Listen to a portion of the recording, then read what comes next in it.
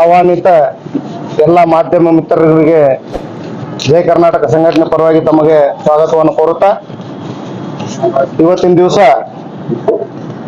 ಮಾನ್ಯ ಜಿಲ್ಲಾಧಿಕಾರಿಗಳಿಗೆ ನಾವೊಂದೇನು ಮನವಿಯನ್ನ ಸಲ್ಲಿಸಿದೀವಿ, ಆ ಮನವಿಯ ವಿವರವನ್ನ ತಮ್ಮ ಮುಂದೆ ಹೇಳಲು ನಾನು ಇಚ್ಛೆ ಪಡ್ತೀನಿ. ವಿಜಯಪುರ ಒಂದು ಐತಿಹಾಸಿಕ ನಗರವಾಗಿದ್ದು, ಐತಿಹಾಸಿಕ ವಸ್ತು ಸಂಗ್ರಹಾಲಯದ ಜೊತೆಗೆ ಒಳ್ಳೊಳ್ಳೆ ಇವತ್ತು ಗೋಳಗುಮ್ಮಟ ಆಗಿರ್ಬೋದು, ಇಬ್ರಾಹಿಂ ರೋಜಾ ಆಗಿರ್ಬೋದು, ಹುಬ್ಳಿ ಬರ್ಜ್ ಆಗಿರ್ಬೋದು, ಇಂಥ ಅನೇಕ ಪ್ರವಾಸಿ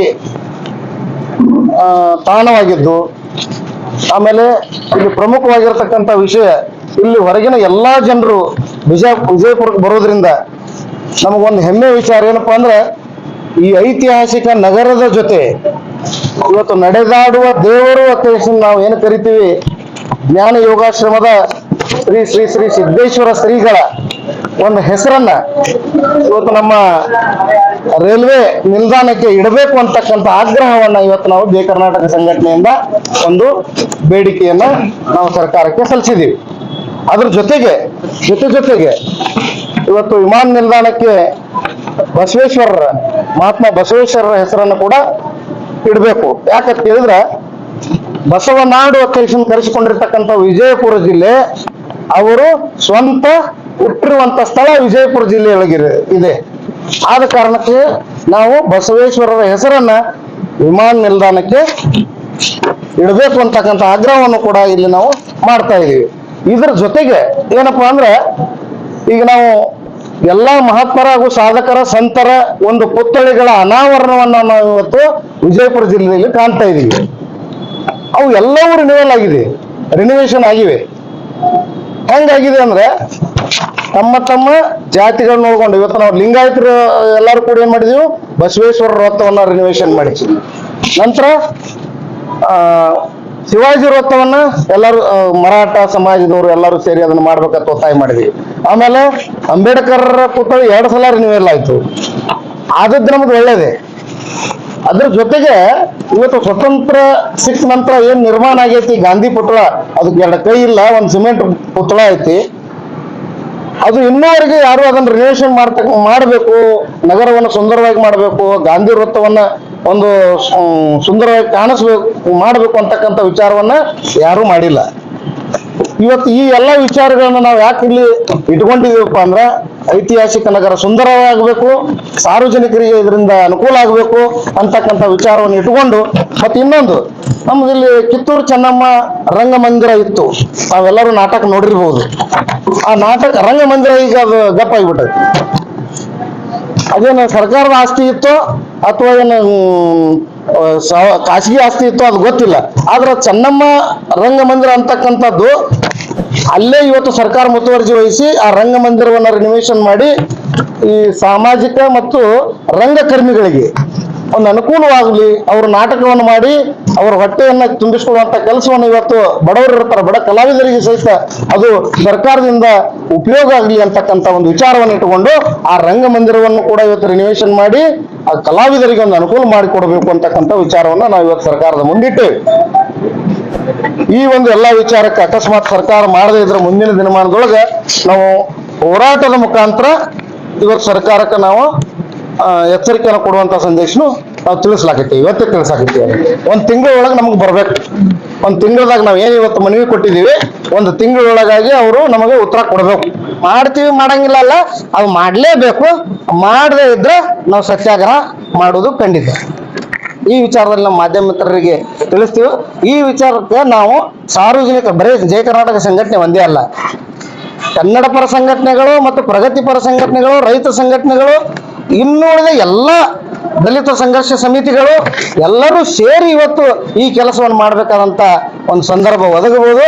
ಈ ವಿಜಯಪುರ ಜಿಲ್ಲೆಯ ಒಂದು ಮುಖ್ಯ ವಿಷಯವಾಗಿರೋದ್ರಿಂದ ಇದನ್ನು ತಮ್ಮ ಮಾಧ್ಯಮ ಮಿತ್ರರಲ್ಲಿ ಇದು ಸರ್ಕಾರಕ್ಕೆ ಮುಟ್ಟುವಂಗೆ ತಮಗೆ ತಿಳಿಸ್ಬೇಕು ಅಂತಕ್ಕಂಥ ಕೋರಿಕೆಯನ್ನು ನಾನು ತಮ್ಮಲ್ಲಿ ತಿಳ್ಕೊಳ್ತಾ ಇದ್ದೀನಿ. ಖುದ್ದಾಗಿ ಕೊಟ್ಟಿಲ್ಲ, ಆದ್ರೆ ಇವತ್ತು DC ಅವ್ರಿಗೆ ಏನ್ ತಿಳಿಸಿವಪ್ಪ ಅಂದ್ರೆ ಮನವಿ ಒಳಗೆ ತಿಳಿಸಿವ, ನಾವು ತೆಳಗ್ ಬರ್ದೇವೆ. ಅಲ್ಲಿ ಪ್ರಧಾನಮಂತ್ರಿ ಅವರಿಗೇನೆ ಇದು ಹೋಗ್ಬೇಕು. ಇಲ್ಲಿ ಅಷ್ಟೇ ಆಗ್ತಲ್ಲ, ಮುಖ್ಯಮಂತ್ರಿ, ಪ್ರಧಾನಮಂತ್ರಿ, ಆಮೇಲೆ ಮುನ್ಸಿಪಾಲಿಟಿ ಅವರಿಗೆ ನಿಮ್ಮ DC ಅವ್ರ ಮುಖಾಂತರನೇ ಈ ಲೆಟರ್ ಸಂದಾಯ ಆಗ್ಬೇಕು. ಇಲ್ಲ, ಇನ್ನ ಅವ್ರ ಗಮನಕ್ಕೆ ನಾವು ತಂದಿಲ್ಲ. ಆದ್ರೆ 2022 ಅವ್ರ ಗಮನಕ್ಕೆ ತಂದಿದ್ದೆವು. ಅವ್ರು ಮಾಡ್ರಿ ಅಂತ ಹೇಳಿದ್ರು ಅವಾಗ. ಅದ್ರ ಮುಂದೆ ಅವ್ರು ಏನೂ ಯಾವುದೇ ರೀತಿಯಾದಂಥ ಉತ್ತರವನ್ನು ಕೊಡ್ಲಿಲ್ಲ ಅನ್ನೋದಕ್ಕಿಂತ 2 ವರ್ಷ ಡಿಲೇ ಆಗ್ತದೆ.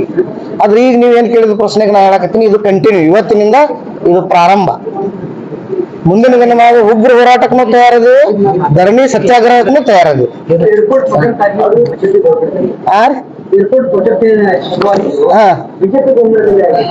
ಯಾಕೆ ಇನ್ನೂ ಉದ್ಘಾಟನೆ ಆಗ್ತಾ ಇಲ್ಲ? ಕಾಂಗ್ರೆಸ್ ಸರ್ಕಾರ ಬಿಜೆಪಿ ಮಾಡಿದ್ರೆ ಉದ್ಘಾಟನೆ ಮಾಡ್ತಾ ಇಲ್ಲ, ಯಾಕೆ ಲೇಟ್ ಆಗ್ತಾ ಇದೆ? ಜನರು ಪ್ರಶ್ನೆ ಮಾಡ್ತಿದ್ದಾರೆ. ಅದು ಇದ್ರ ಬಗ್ಗೆ ನಮಗೆ ಮಾಹಿತಿ ಇರಂಗಿಲ್ಲ. ಯಾಕಂದ್ರೆ ನಾವು ಸರ್ಕಾರದೊಳಗೆ ಕೆಲಸ ಮಾಡ್ತಾರೆ, ಎಲ್ಲ ಸಾರ್ವಜನಿಕರ ಜೊತೆ ಕೆಲಸ ಮಾಡ್ತಿರ್ತೀವಿ. ಇದನ್ನ ತಾವು ಕೇಳ್ಕೊಂಡು ಹೇಳಂದ್ರೆ ಮುಂದಿನ ದಿನಮಾನದೊಳಗೆ ನಾವು ಮಾಹಿತಿ ಹಾಕಿನ ಪ್ರಕಾರ ಇವತ್ತು ಜಿಲ್ಲಾ ಆಡಳಿತಕರೇ ಆಗಲಿ ಅಥವಾ ಸರ್ಕಾರಕ್ಕಾಗಲಿ ಪತ್ರ ಬರೆದು ಅದ್ರ ಬಗ್ಗೆ ತಮಗೆ ನಾವು ತಿಳುವಳಿಕೆ ಕೊಡ್ತೀವಿ.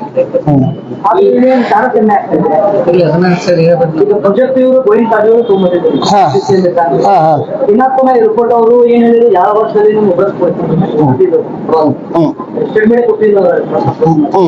ಆ ನಂತರ ಯಾವ ವರ್ಷ ಹೋಯ್ತು, ಗೌರ್ಮೆಂಟ್ ಹೋಯ್ತು, ಮತ್ತೆ ಕಾಂಗ್ರೆಸ್ ಗೌರ್ಮೆಂಟ್ ಬಂತು. ಇನ್ನ ರಿಪೋರ್ಟ್ ಇದ್ರ ಬಗ್ಗೆ ಒಮ್ಮೆ ಎಂ ಬಿ ಪಾಟೀಲ್ ಜೊತೆ ನಾವು ಕುರಿತು ಚರ್ಚೆ ಮಾಡಿದ್ವಿ ಒಂದ್ಸಲ. ಯಾವಾಗ ಅಂದ್ರೆ ಖಾಸಗಿಯಾಗಿ ಚರ್ಚೆ ಮಾಡಿದೆವು. ನಮ್ದು ಏರ್ಪೋರ್ಟ್ ಯಾವಾಗ ಸ್ಟಾರ್ಟ್ ಆಗತ್ರಿ, ಮತ್ತೆ ನಾವು ವಿಮಾನದೊಳಗೆ ಹೋಗ್ಬೇಕು ಅನ್ಸಾಕೈತಿ ಅಂತಂದೆವು. ಅವಾಗ ಅಂದ್ರೆ ತಕ್ಷಣ ನಾನೇ ಅದನ್ನ ಓಪನಿಂಗ್ ಮಾಡ್ತೀನಿ ಅಂತಕ್ಕಂಥ ಒಂದು ಮಾತನ್ನ ಇವತ್ತು ಜಿಲ್ಲಾ ಉಸ್ತುವಾರಿ ಸಚಿವರು ನಮ್ಗೆ ಸುಮಾರು 1 ತಿಂಗಳು 2 ತಿಂಗಳು ಆತೀಗ 2 ತಿಂಗಳ ಹಿಂದೆ ಚರ್ಚೆ ಮಾಡಿದಾಗ ಹೇಳ್ಯಾರ.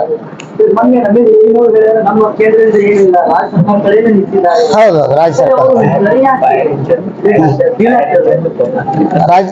ಇದು ರಾಜ್ಯ ಸರ್ಕಾರಕ್ಕೆ ಸಂಬಂಧಪಟ್ಟಿರೋದ್ರಿಂದ ರಾಜ್ಯ ಸರ್ಕಾರದವರು ಇದನ್ನ ಮಾಡ್ತೀವಿ ಅಂತಕ್ಕಂಥದ್ದು ಎಂ ಬಿ ಪಾಟೀಲ್ ಸಾಹೇಬ್ರಾದ್ರು ಹೇಳ್ಯಾರ.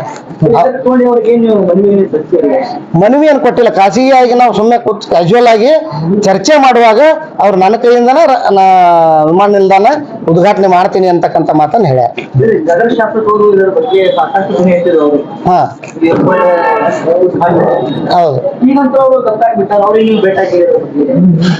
ಇಲ್ಲ, ಅವ್ರಿಗೆ ನಾವು ಯಾವ ತರ ಭೇಟಿ ಆಗಿಲ್ರಿ. ಆದ್ರೆ ಒಂದು ಧನ್ಯವಾದಗಳನ್ನ ಹೇಳ್ಬೇಕಪ್ಪ ಅಂದ್ರೆ, ಇವತ್ತು ನಗರ ಶಾಸಕರು ನಮ್ಮಲ್ಲಿ ಒಂದು ಸಣ್ಣದ ವಿಮಾನ ನಿಲ್ದಾಣ ಆಗಿತ್ತು.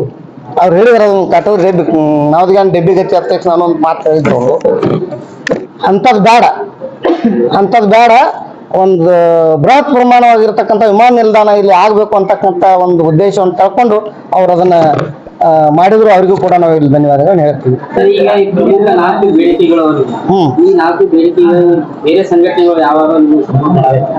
ಇನ್ಮೇಲೆ ಅವ್ರ ಜೊತೆ ಚರ್ಚೆ ಮಾಡ್ತೇವೆ ಸರ್. ಅವ್ರ ಜೊತೆ ಚರ್ಚೆ ಮಾಡ್ತೀವಿ, ಬೇಡಿಕೆ ಇಟ್ಟೇವು. ಮಹಾತ್ಮ ಗಾಂಧೀಜಿ ಅವರ ಪ್ರತಿ ಬದಲಾವಣೆ ಐತೆ 100%. ಯಾಕಾಗಲ್ರಿ? ಅಲ್ಲ ಸರ್, ನೀವ್ ಯಾಕಾಗಲ್ಲ ಹೇಳ್ರಿ? ಈಗ ಕೆಂಪೇಗೌಡ ಬಸ್ ನಿಲ್ದಾಣ ಇಟ್ರಿ, ವಿಮಾನ ನಿಲ್ದಾಣಕ್ಕೆ ಅಂತಾರಾಷ್ಟ್ರೀಯ ವಿಮಾನ ನಿಲ್ದಾಣ ಕೆಂಪೇಗೌಡ ಇಟ್ರಿ, ನಾವೇನು ಕೇಳಿಲ್ಲ. ನಾಡಪ್ರಭು ಅವ್ರು ಕರ್ನಾಟಕಕ್ಕೆ ಕೊಡುಗೆ ಆದವ್ರದ್ದು ಇಟ್ರಿ. ಮತ್ತೆ ನೀವು ಸಾಂಸ್ಕೃತಿಕ ನಾಯಕ ಬಸವಣ್ಣಂದ್ ಇಡಲ್ಲ? ದೇಶಕ್ಕೆ ಸ್ವಾತಂತ್ರ್ಯ ಕೊಟ್ಟವ್ರು ನಿಮ್ದು ಮಹಾತ್ಮ ಗಾಂಧಿ ಪುತ್ಳಿ ಕಾಣಲ್ಲ? ನಾಯಕ ಬಸವಣ್ಣ ಹೌದಲ್ಲ? ಸರ್ಕಾರನ ಘೋಷಣೆ ಮಾಡೋದಿಲ್ಲ. ಮತ್ ಬಸವಣ್ಣವ್ರ ನಾಡಿನಾಗ ಬಸವಣ್ಣನ ಹೆಸರು ಇಡಕ್ ನೀವ್ ಯಾಕೆ ಹಿಂದೆ ಮುಂದೆ ನೋಡ್ತೀರಿ ಸರ್? ಖಂಡಿತ ಹೇಳ್ತೀವಿ. ನಮ್ಮ ಅಧ್ಯಕ್ಷರು, ರಾಜ್ಯಾಧ್ಯಕ್ಷರು, ಜಿಲ್ಲಾಧ್ಯಕ್ಷರ ನೇತೃತ್ವದೊಳಗ 1 ತಿಂಗಳು ಬಿಟ್ಟಿಂದ ಅವ್ರು ಇದಕ್ಕೆ ಏನೇ ಸ್ಪಂದಿಸದೆ ಹೋದಲ್ಲಿ ಧರಣಿ ಸತ್ಯಾಗ್ರಹ, ಆ ನಂತರ ಉಪ ಸತ್ಯಾಗ್ರಹ, ಆ ನಂತರ ಸಚಿವರ ಮನೆಗೆ ಗೆರವು, ಆ ನಂತರ ಬಿಜಾಪುರ ಸಿಟಿಗೆ ಬಂದು ಇದಕ್ಕೆ ರೈತ ಸಂಘ, ಕಸಾಪ, ಮಾಜಿ ಸೈನಿಕರ ಸಂಘ, ವ್ಯಾಪಾರೋದ್ಯಮ, ವಕೀಲರ ಸಂಘ, ಡಾಕ್ಟರ್ ಅಸೋಸಿಯೇಷನ್, ಬಿಜಾಪುರ ಎಲ್ಲಾ ನಾಗರಿಕರು, ಮಹಿಳಾ ಸಂಘಟನೆಗಳನ್ನು ತಗೊಂಡು ಇದನ್ನ ಯುದ್ಧದೊಳಗೆ ಗೆಲ್ತೀವಿ. 100% ನ್ಯಾಯಯುತ ಅದ. ಅದು ಚುಂಚನಗೂರು ಅಜ್ಜರದು ಹೆಸರನ್ನ ನಾಮಕರಣ ಮಾಡ್ತೀನಿ ಅಂತ ತಾವೆಲ್ಲ ಮೀಡಿಯಾದಾಗ ನೋಡಿರ್ಬೋದು. ವಿ ಸೋಮಣ್ಣವ್ರು ಹೇಳಿದ್ರು. ಈಗ ನಾವು ನಮ್ಮ ಅಧ್ಯಕ್ಷರು, ನಮ್ಮ ಕಮಿಟಿಯವರು ವಿ ಸೋಮಣ್ಣವ್ರಿಗೆ ಈ ವಾರದಾಗ ನಾವು ಭೇಟಿ ಆಗ್ತೀವಿ. ಈ ಸಂಸದರಿಗೆ ನೀವು ಹೇಳಿದ್ರಲ್ಲಿ ಯಾಕೆ ಲೇಟ್ ಅಂತ, ಕೇಂದ್ರ ಸರ್ಕಾರದ ಮೇಲೆ ರಾಜ್ಯ ಸರ್ಕಾರ, ರಾಜ್ಯ ಸರ್ಕಾರ ಮೇಲೆ ಕೇಂದ್ರ ಸರ್ಕಾರ, ಅದು ಲೇಟ್ ಆಗತ್ತೆ. ನಾವು 2022 ಅಧ್ಯಕ್ಷರು ನಾವೆಲ್ಲ ಕೂಡಿ ಶೀಘ್ರದಲ್ಲೇ ವಿಮಾನ ನಿಲ್ದಾಣ ಓಪನ್ ಮಾಡಂತ ಹೋರಾಟನೂ ನಾವು ಮಾಡಿವಿ ಸರ್. ಈ ಮೇಲ್ ಸೇತುವೆ ಲೇಟ್ ಆಯ್ತಲ್ಲ, ಅವಾಗೂ ನಾವು ಜಯ ಸಂಘ, ಕರ್ನಾಟಕ ಸಂಘಟನೆ ನಿಂಬಲ್ಲಿ ನೀವೇ ಸುದ್ದಿ ಮಾಡಿರೋದ, ನಾವು ಮನವಿ ಕೊಟ್ಟಿವಿ. ಅದನ್ನು ನೀವು ಶೀಘ್ರದಲ್ಲೇ ಮಾಡಿ ಕುಂಟುಣೆ ಅಲ್ರಿ. ಮಂಡ್ಯದ ಹೋಗಿದ್ದೆ ನಾ ಮೊನ್ನೆ. ಮಂಡ್ಯದಾಗ 10 ಫ್ಲೈಓವರ್ ಅದಾವ. ಬಿಜಾಪುರದಾಗ 1 ಫ್ಲೈಓವರ್, 50 ವರ್ಷ ಸ್ವಾತಂತ್ರ್ಯ ಸಿಕ್ಕಿಂದ 1 ಫ್ಲೈಓವರ್ ಆಗ್ಯದ. ಇನ್ನೂ 4 ಅವಶ್ಯಕತೆ ಅದಾವ ಸರ್. ಮುಂದಿನ ದಿನದಾಗ ನಮ್ಮ ಅಧ್ಯಕ್ಷರ ನೇತೃತ್ವದೊಳಗ 4 ಫ್ಲೈಓವರ್ ಗಾಂಧಿ ಚೌಕದೊಳಗೆ ನಿಮ್ಗೆ ಹೇಳ್ತೀನಿ ನಾನು. ಎಲ್ಲ ಬೆಂಗಳೂರಾಗ ಸಣ್ಣ ಗಲ್ಲಿ ಒಳಗ ಲಿಫ್ಟ್ ಫ್ಲೈಓವರ್ ಮಾಡಿರಿ, ನಮ್ದು ಯಾಕೆ ಮಾಡ್ತಾರಲ್ಲ ಮ್ಯಾನುವಲ್ ಮಾಡಿರಿ. ನಾವು ಬಿಸಿಲು ನಮ್ ಜನ ಬಿಸಿಲೊಳಗೆ ಏನ್ ಹೋಗ್ಲಕ್ ಆಗಲ್ಲ, ಅವ್ರು ಕಾನೂನು ಕ್ರಮ ಕೈಗೊಂಡು ಅಡ್ಡ ದಾರಿಗೆ ರಸ್ತೆ ದಾಟೋ ಪ್ರಯತ್ನ ಮಾಡ್ತಾರೆ, ಅವಾಗ ಅಪಘಾತಗಳಾಗ್ತಾವು. ನೀವ್ ಈ ಕಡೆ ಲಿಫ್ಟ್ ಇಡ್ರಿ, ಆರಾಮ್ ಹೋಗ್ತಾನ ಮನುಷ್ಯ. ಆ ತರ ಲಿಫ್ಟ್ ಫ್ಲೈಓವರ್ 5 ಕಡೆ ನಾವು ಅಧ್ಯಕ್ಷರು ಮಾತಾಡಿವಿ. ಈ ಹೋರಾಟ ಮುಗಿಯನ ಅದನ್ನೇ ಮಾಡ್ತೀವಿ ಸರ್. ಬಿಜಾಪುರ ನಗರ ಸುಂದರೀಕರಣ ಆದ ಬೆಳಿಗ್ಗೆ ಜಯ ಕರ್ನಾಟಕ ಸಂಘಟನೆ ಖಂಡಿತ ಪಾಲಿರ್ತದೆ ಸರ್. ಎಲ್ಲರೂ ಜಾತಿ ಗೀತಿ ನೋಡಕ್ ಹೋದ್ರೆ ನಮಗ್ ಜಾತಿ ಇಲ್ಲ, ಕನ್ನಡನೇ ಒಂದು ಜಾತಿ. ನಾವು ಬಿಜಾಪುರ ಅಭಿವೃದ್ಧಿಗೆ ನೆಲ ಜಲ ಈ ತಾಯಿಗೆ ಈ ಭೂಮಿಗೆ ಅನ್ಯಾಯ ಆದ ಕನ್ನಡಕ್ಕೆ ನಾವು ಬರೋರೆ. ಈಗ ಅಧ್ಯಕ್ಷರು ಹೇಳಿದ್ರಲ್ಲ, ನೆಕ್ಸ್ಟ್ ಕನ್ನಡ ಬಗ್ಗೆ ನಾವು ಹಾಕೊಂತೀವಿ, ಕನ್ನಡ ಬೋರ್ಡ್ ಬಗ್ಗೆ ಹಾಕೊಂತೀವಿ. ಅದಕ್ಕೆ ಸರ್ ಇದ್ರ ಖಂಡಿತ ಗೆಲ್ತೀವಿ.